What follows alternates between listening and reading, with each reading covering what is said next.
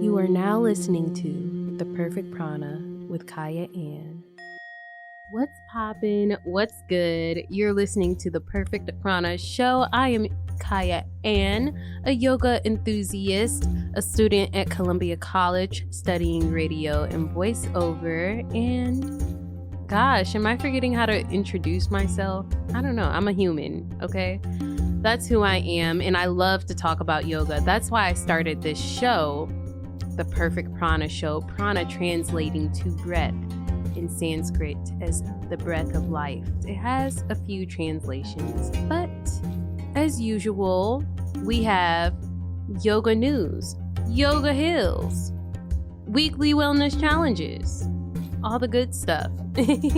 And I am excited for this guest this week. It took me forever to get with her, just because it be like that sometimes. But first, before we get into all of that, let's center ourselves. So if you're sitting on your couch, maybe you are at a cafe listening with your earphones on. You better be listening with your earphones on if you're at a cafe or like on the train or the bus. Don't be that person just playing it out loud. If you are that person, bless your soul. Whether you are in the car, whether you're laying in bed, wherever you are, it does not matter. Let's find our center. So go ahead and sit up nice and tall, or if you are laying down, lay long. Whatever's in your practice, or if you are standing up, just stand up nice and tall. Plant your feet into the ground. Create a nice line of energy all the way from your tailbone to your crown. Good. Roll your shoulders up and back. Create some distance from your shoulders and your ears. Just relaxing your shoulders like, Your neck is long. Relax your jaw. Unfurl your eyebrows. Take a deep inhale through your nose. Hold at the top and exhale through the nose. And hold at the bottom. Take a deep inhale through your nose and let your belly fill up like a balloon. And as you exhale, let your belly deflate, pulling your belly button toward your spine. I am centered.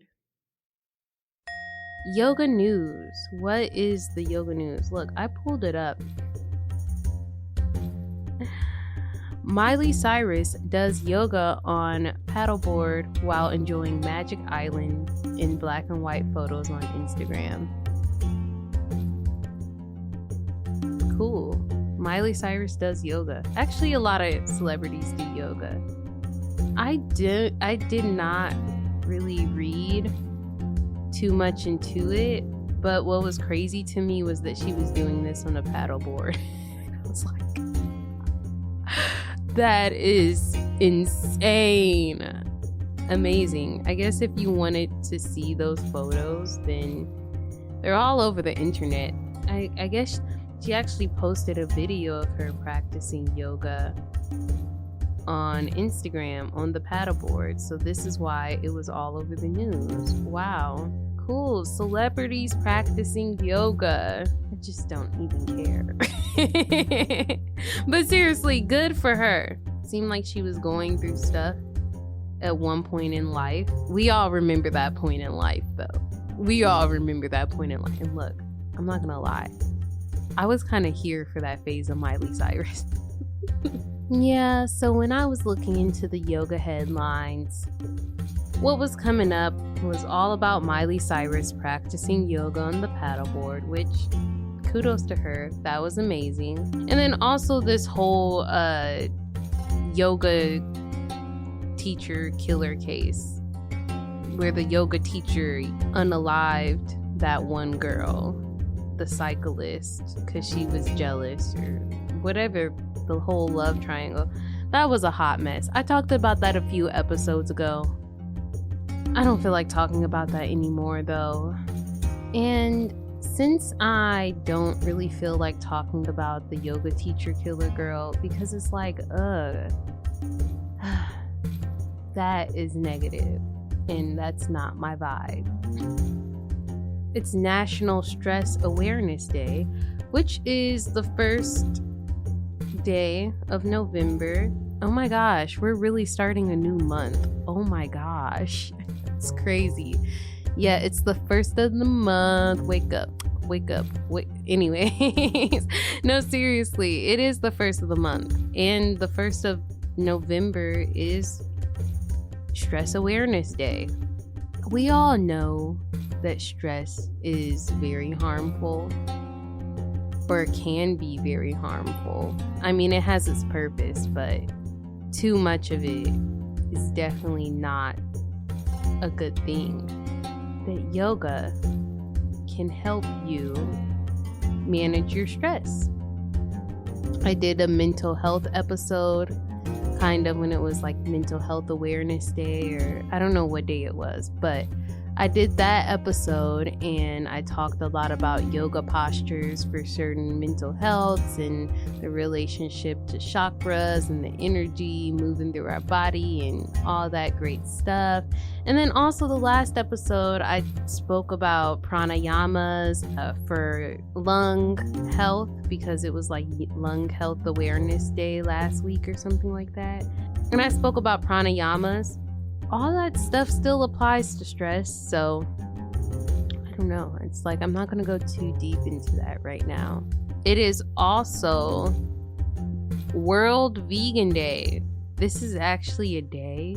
I didn't know that that was a thing. There's a lot of types of vegans, I guess, and I'm not one of them. Everybody thinks that yoga, like anybody that's into yoga or like into their health, they always assume, oh, so you're vegan? And that's weird. I do eat a lot of fruits and veggies, but I'm not vegan. If that makes anybody stop listening to my show, then good, get out. We didn't need you here. No, I'm joking. But seriously, that sometimes I feel like, oh my gosh, weird when I have to tell people that, because there is such a sense of a bit of a superiority complex that comes with, oh, so I'm vegan and I do yoga, and I'm like, I know people like that, and I'm just not one of those people. I practice yoga and I enjoy meat sometimes, like lamb, and I like eggs, and I like cheese, and I drink half and half in my coffee like almost every day. So yeah, that is the yoga news. Anyways, on to my personal journey. I taught at a new studio this weekend, one that a few of my Yoga View friends teach at, called Centered Studios. Taught there this weekend, just about an hour and 15 minutes. It was 2 people in my class, which was totally fine, but they were really welcoming, and it seems like they really wanted me to pick up more classes there, because they're looking for yoga teachers. They're a very small, cute studio. There was a posture that I was talking about on my last episode. I believe the name of it was Skandasana, half squat, but with a side bend added. And I saw it on Instagram.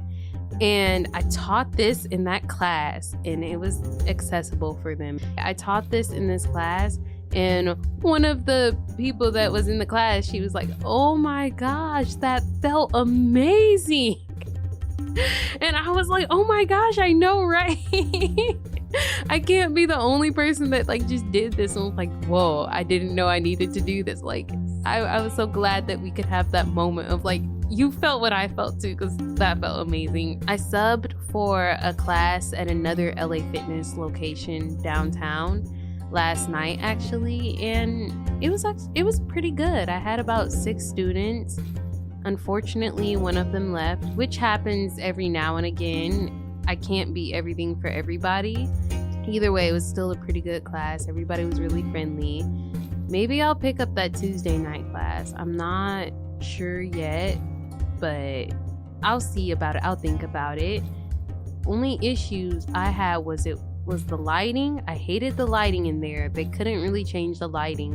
And then their speakers sounded horrible, which was making me cringe so hard because it's like I want everything to be like, I'm like trying to create a vibe for people when I am teaching a class. I want it to be a very nice vibe. And I felt like, oh my God, the speaker is really like messing with my vibe. And if it were just me practicing and like one other person or something, or I'd just be like, I'll go without the music because it was just making me cringe so bad. But I'm like, if they said that the speaker normally sounded like that, they were used to it and it got better at times. They all said that they enjoyed the class. I actually called off this morning. It's Wednesday and I teach 9:45 and I called off, unfortunately, and didn't go in.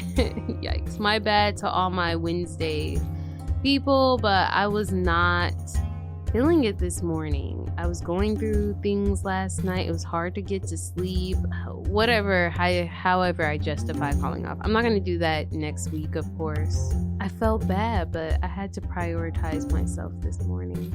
I was not in the space to be rushing out, going to teach my class, and I was like, I just need a moment. I need to decompress. The yoga news might be lacking this week. But it's okay. There's nothing new under the sun. Yoga heals. This week I am bringing on Spenser, who began her yoga practice in 2017 and became a certified yoga instructor in 2020. Her mission is to help facilitate a peace of mind and overall wellness in the urban community. Well, she's a middle school art teacher and a cheer coach. First, I wanted to ask you, when did you start practicing yoga and why do you still practice yoga today? So I didn't start until I want to say like 27, and I'm 31 now. So about 4 years ago. The very first time I did yoga, I was in college though, and I did it one time, and I heard, yoga and meditation can help because I'm somebody that, deals with anxiety and I worry a lot. I tried it one time in college and I was like, okay, this is cool. I think I did it on YouTube in my dorm room, and I never did it again until I went with a friend on a Groupon. And so I went with this friend on a Groupon to one of the local gyms downtown, and it was so random. But when I went, and during that time, I was at a really low point in my life. I was really depressed. I hated my job. My life, just things wasn't going right for me, I felt. And so when I went into this class that I found on Groupon, it was like the first thing in so long that I felt peace, and I could actually feel my body and I could feel myself. Sometimes I've felt yoga helped me connect back to myself, because for the longest I felt so disconnected from who I was, and I just felt like I was just going through the motions. After that, I found a gym, my local gym, Club Fitness, because I was like, I have to do this. So I used all the classes I could on the Groupon, but it was really expensive to go to that studio. And so I went to my local gym, Club Fitness, and I found some classes there and I loved it. And then I eventually actually found The Collective, which is a yoga studio in St. Louis it's for everybody, but it's owned by Black and Brown yoga instructors, and it's for the community, it's for the culture, and it was donation based. So that was a way I could practice yoga, and it was affordable, because unfortunately a lot of the yoga studios, they're expensive, and the yoga instructors didn't look like me. I don't want to say it was hard for me to relate, because my first experience was with someone who did not look like me. But when I found collective, I really did feel like I found a home where I could really hone in my skills. And so I still practice yoga today for the same reasons. So I can reconnect with myself, because I realize, and yoga has taught me, that I'm never going to be perfect and I don't have to be. So it teaches me to learn to accept myself wherever I'm at in that point in my life, and to let go. What was the most surprising thing to you about your practice? That yoga is more than just postures. It's about the breath. It's about the meditation. It's about the practicing cleanliness, getting closer to a higher power. So when I discovered yoga means to yoke in Sanskrit, to unify, it made sense to me to click, because it's not just the body. It is the mind as well. It is the soul, and it's connecting it all together. And what I got out of it more was being able to be flexible. It's like I'm always coming to that realization, like, okay, it's not about that constantly detaching, getting attached again, then being like, oh, wait, I was messing up. I was in the wrong mindset, and realizing, man, I have to be softer, kinder with myself. So yeah, and that's the thing. Like I realized that I can be a person that leads with a lot of ego. And so learning to realize it's not, and it's a practice too, because I can be competitive. I still work on that, but I want to be the best at whatever I do. And yoga taught me that it's not about whoever's over here. I'm only focused on what's on my mat. It doesn't have to, and that's why I try to teach anybody that comes to my classes. Your yoga is your practice. It doesn't have to look like anybody else's. I guess, where do you teach it? Do you teach with the collective or? So I currently teach at Ace Factory Fitness, and that is in Chesterfield on Saturdays. And my class is at 9:30 now. In the morning? It's early on Saturday. Yeah. It was really cool because I got certified at the end of December 2019. And so the pandemic happened like 2 months later in 2020. And so when I was trying to get into studios, I started off at the Collective. I did some events there, and then, everything shut down. And it was a really odd time. So I didn't know, I thought, man, this really sucks. So I started actually doing yoga at Forest Park, and I gained a really big following there. And so I did that at Forest Park for 2 summers during the summer. And I also would do Zoom yoga. And so a lot of people would come out to my Zoom yoga classes. And it was a really unique time because everybody was doing things on Zoom and online. And I had my Zoom yoga community. And that was really like one of my first teaching experiences. But I feel I'm so grateful that I got to do yoga during that time and offer it to people when they were afraid to leave their home or just afraid to go inside of a studio. We were doing that at Forest Park in the fresh air. Nobody really knew what COVID was, but we just had, our time on the mat where we could find our peace. I tried to follow the same business model as the Collective as far as donation based, because I really want yoga to be accessible, because when I first learned it, it was not at all accessible for me. Some yoga studios, they can cost, anywhere from $20 a class, or if you get a package deal, it could be $70 for so many classes.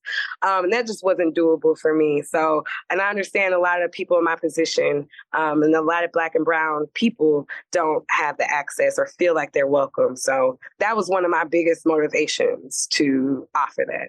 It's just interesting to be around your own and to see your own doing something really positive, and it's empowering, because a lot of times when I do see visuals of my own people, it's not empowering. Unfortunately, the case. So I was taught under Stacey Berry. She came to the Collective to teach us. And I remember one of the first things that she said, if you ever just Google yoga postures or yoga poses, very seldom do you see Black or brown bodies. And so that was something that I was just like, and westernized civilization kind of has taken over, what yoga is and kind of warped it into what we kind of think it is. And so that was another discovery for me when I started my teacher training, was that it's not just this one way, and it doesn't have to look just like this, and it doesn't have to be taught by this one person. So yeah, I don't think nothing is really new under the sun. And yoga just kind of, again, it's that humbling, it's that removing my ego out of it and realizing that this is something that was beyond me, was before me. And it's not, again, just white people that introduced, even though that's how I came to it originally, that's not, who created it. And as a Black and brown person, I think that's empowering, at least, to know. Yeah, definitely. It's so cool that you're an art teacher. What grade do you teach?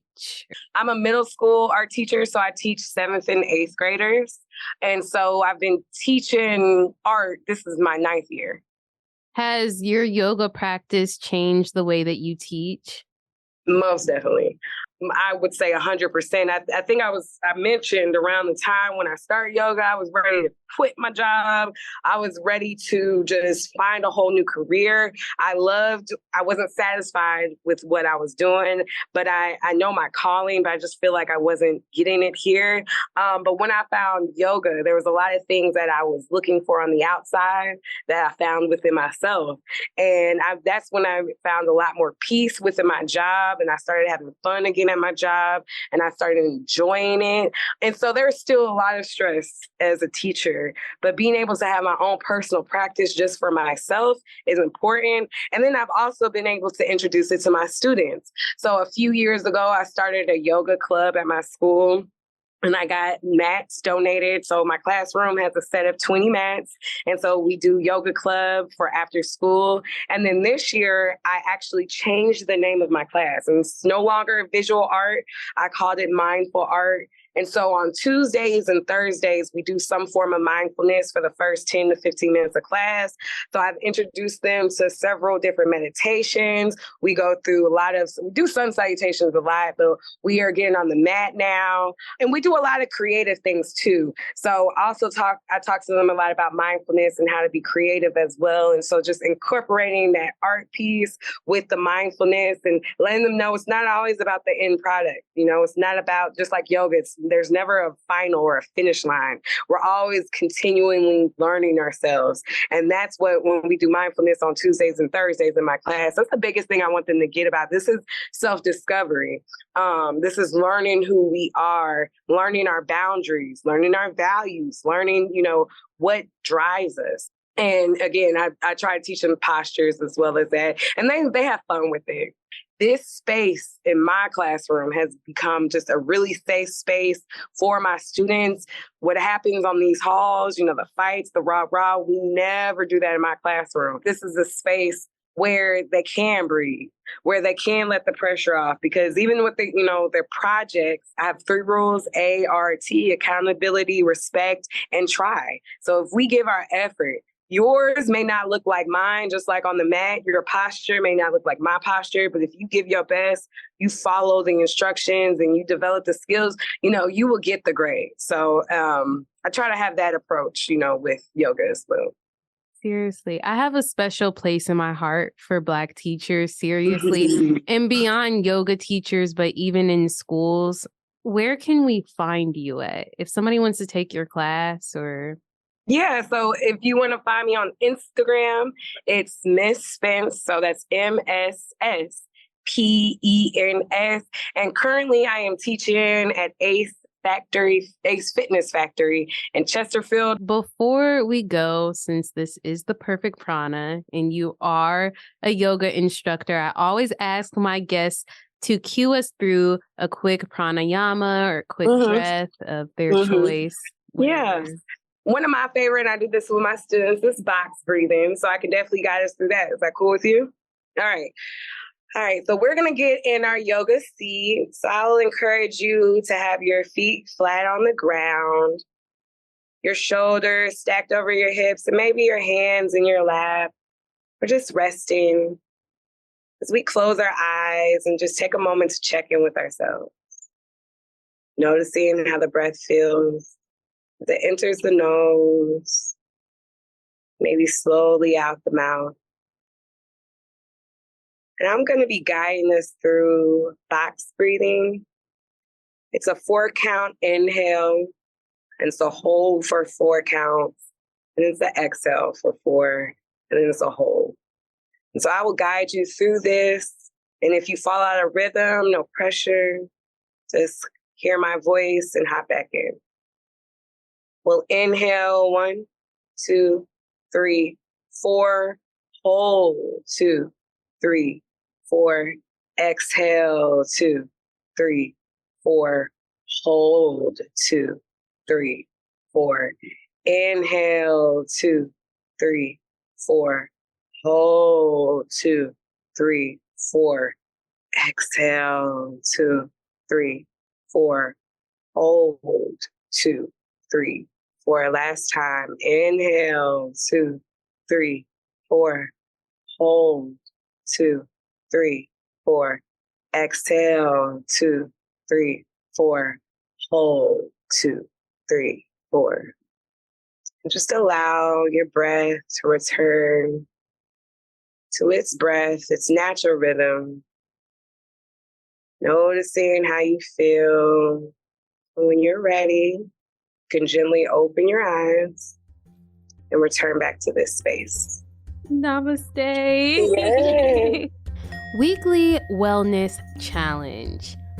Last week, the challenge was 5 deep breaths before eating. Every time you eat, 5 deep inhales. Through the nose, out the nose, or whatever pranayama of your choice. And of course, there was fluidity with it. I'm like, you could do it with whatever habit you want. Just breathe first. That's the main thing. Like, let's bring some mindfulness to eating and whatever other habit that you're like, I want to bring mindfulness to this. So that was the challenge last week. Did I do it? Did I succeed? Yes, but what I didn't do is make any content for it. And I'm actually going to cook myself a nice little dinner when I get home, and it won't be vegan. I'm sorry, even though it's World Vegan Day. I'm going to cook myself a nice little dinner. And actually, what I will do is I will post what I'm eating. That's going to be good. Yeah, get into it. Anyways, this week's weekly challenge, and I thought about doing this last week, but why not do it this week? This week's weekly challenge will be to give an impactful affirmation to someone every day, 7 days. And you know what? There can be some fluidity with this.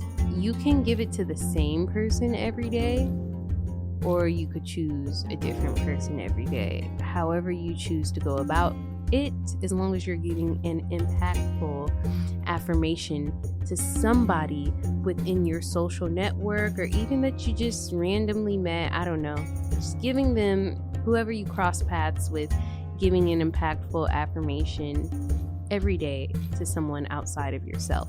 1 week I did it for yourself, so giving an impactful affirmation to yourself. But this week I'm choosing to let's go outward and spread the love outward.